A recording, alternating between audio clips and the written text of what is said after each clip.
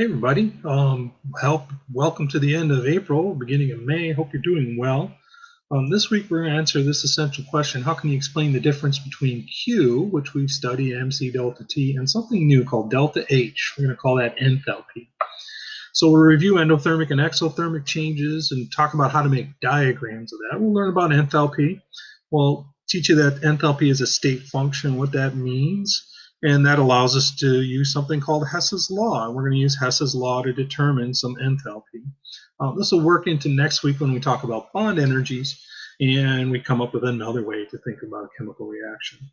Hey, in this week's assignment handout, remember, please pay attention to a couple of things. I'd really like you to do this reading. This reading looks like this. It's going to talk about endothermic and exothermic, but these diagrams and what a catalyst is and things like that. We really want you to pay attention to that. So make sure you spend a little time doing that reading. Let's get started. Let's review what endothermic and exothermic means. Here's the system. The match is the system. The system is giving off energy to the surroundings. It would feel warm in my hands. So the energy is exiting the system. We call that exothermic. It always has a negative sign. When we put joules on it, we'll figure out that there are negative joules. The negative just means that it's exothermic. When we have a cold pack, and we think about that, it takes in energy from the surroundings. It feels cold, and so to your hand it would feel cold, and the energy is leaving the surroundings going into the system. The system's gaining energy. That's why this is a positive. The energy, and when it's endothermic, enters the system. And so what we want to do is think about endothermic and exothermic and think about how we can diagram that. I want you to look at the diagrams you see right here. And I want you to imagine a chemical reaction that's exothermic. It starts with two reactants, and here it's the red and the blue and the yellow and the green. And the first thing that has to happen is, if I want to rearrange them, I have to add a little bit of energy. This step right here, I have to put in some energy to break them apart. I always have to separate those things. And then, of course, what's going to happen is they're going to be, if you can imagine up here, all separated. Then they'll rearrange and form new bonds, and they'll release some energy. When we have an exothermic reaction, the key thing is that energy. Notice that it takes less energy to break the bonds and more energy is given off when new bonds form. That extra energy that's given off is given off to the surroundings, and it's called exothermic.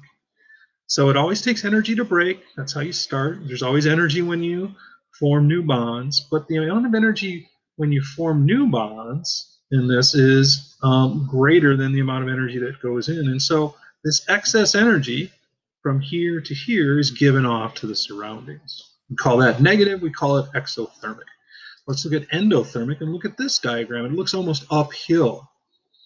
We're going to start with the same thing. We're going to break these bonds and split things apart. We're going to imagine them going up here, rearranging and forming new products. There they go. And when they form new products, they'll give off that energy. But look at the overall reaction here.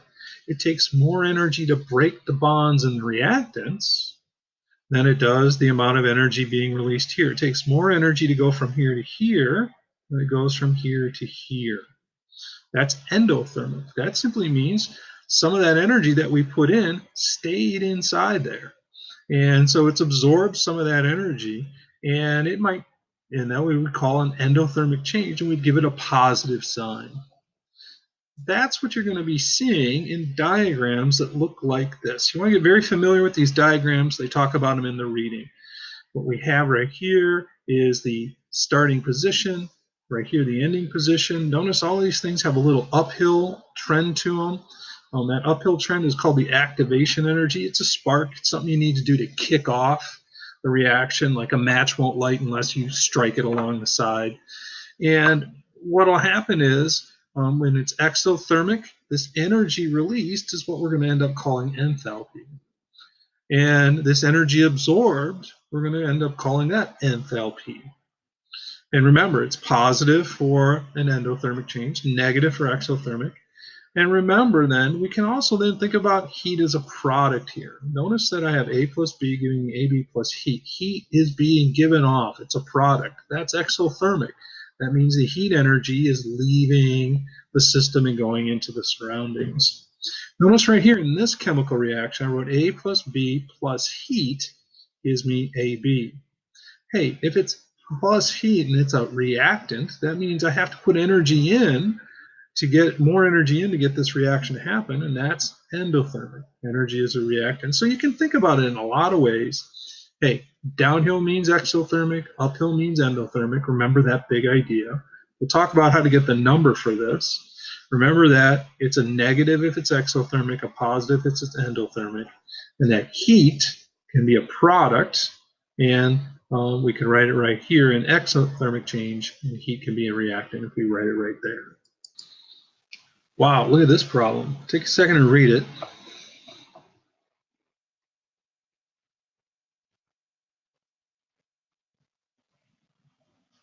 Talking about a reaction, A plus 2B forming C. It gives us the energy of the reactants. A plus 2B have an energy of 80 kilojoules. And the total energy of the product, C, has a negative 90 kilojoules. Started at positive 80, ended at negative 90. What does that mean? Is it endothermic or exothermic? Then you want to draw this. Once you identify whether it's endothermic or exothermic, you would want to draw this. Well, since this is at 80, this is at 90, it definitely lost energy, so it must be exothermic. And if we talk about and make a drawing of this, starting at, let's say, 80, ending at negative 90, this would be what it would look like. We would say that this distance right here is something we're going to call the enthalpy. I take 80 minus negative 90, and I get 170, right? And that is the change in energy between these two things, and that's my enthalpy. There's my little kick start. There's always this little kick, that activation energy. It's clearly exothermic. So think about that problem and make sure you're comfortable with these diagrams. So let's talk a little bit about then what enthalpy is, right? It's something that we can measure in the lab, and it's actually very much related to Q. As a matter of fact, enthalpy is Q. If you remember, Q is mass times the specific heat times the change in temperature. Well, enthalpy, delta H, is the exact same thing as long as the temperature and pressure are constant. Meaning you basically have to do this in an open system. If we would have had like some styrofoam cups with a reaction, and it was open to the atmosphere, as long as the pressure stays constant, when we measure Q right here, we're really measuring another thing called enthalpy. So delta H is really going to be using, with Q as quantity of heat, think of delta H as enthalpy. Well, RXN means enthalpy of reaction. Positive enthalpy means endothermic, negative enthalpy means exothermic, just like we've been talking about. And if we think about this diagram right here, the distance, the difference between here and here is enthalpy. And think about Q as this line right here, the little bit of energy that needs to go in to get it started, a little bit of energy, a lot of energy that comes out. But that is going to be a different amount than just the difference right here. But as long as it's in a constant pressure, we can think of them as the same, which is cool, because then what we understand is that energy change in a reaction doesn't matter on its path. It's a state function. This is a big idea in chemistry, and state functions are imagining driving from Chicago to Denver. If you're going to drive from Chicago to Denver, you could go through Iowa and Nebraska and end up in Denver, or you could go from Illinois, Missouri, Kansas to Denver. You could drive two routes. It definitely depends what path you'll take, right?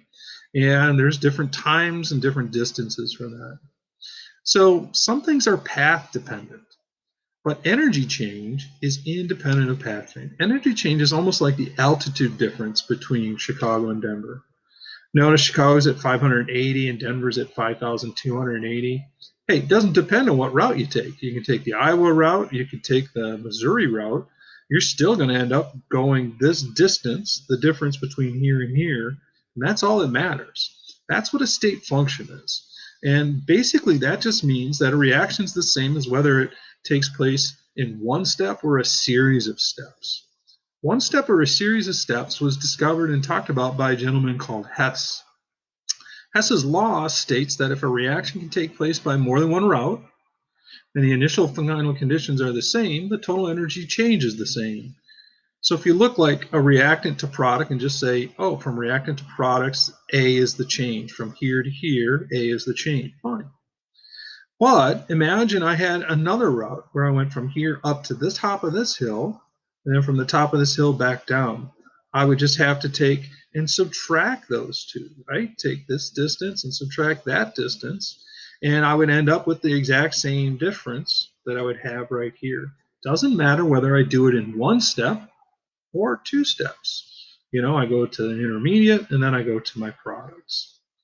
That's what Hess's law is about. I just want to make sure you can practice a few simple things with Hess's law.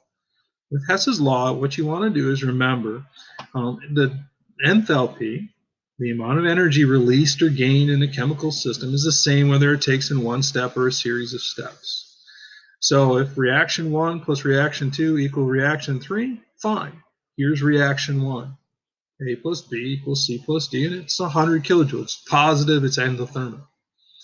Or, look, I can imagine in two steps. And look what happened in these two steps. I'm adding them up.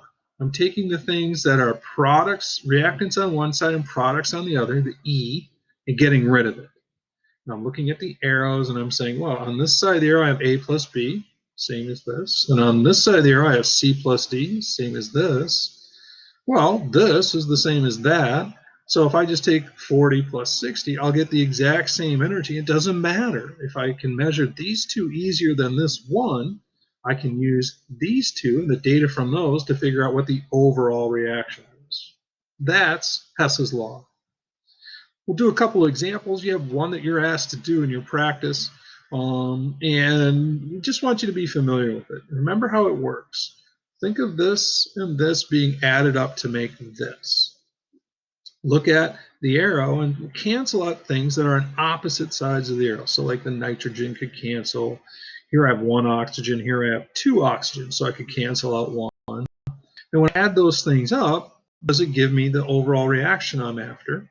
And that just means then if it does, I just have to add these two things up. So for instance, the nitrogens cancel, one of the oxygens cancels, so on this side I have two NOs and one oxygen. That makes sense. On this side, I have all of this canceled out, but I have the 2NO2 right here. Hey, those two have just been added up to make this reaction. So if I just take negative 180 plus 68, I will end up with my enthalpy for that reaction, negative 112 kilojoules. That's what a state function and Hess's law allows us to do. It allows us to take and understand that the reaction, the delta H for the reaction is the same as whether it takes in one step or a series of steps. Drive through Iowa, drive through Missouri. Look at this problem. Take a second and think about what would be the answer for this. What would I cancel?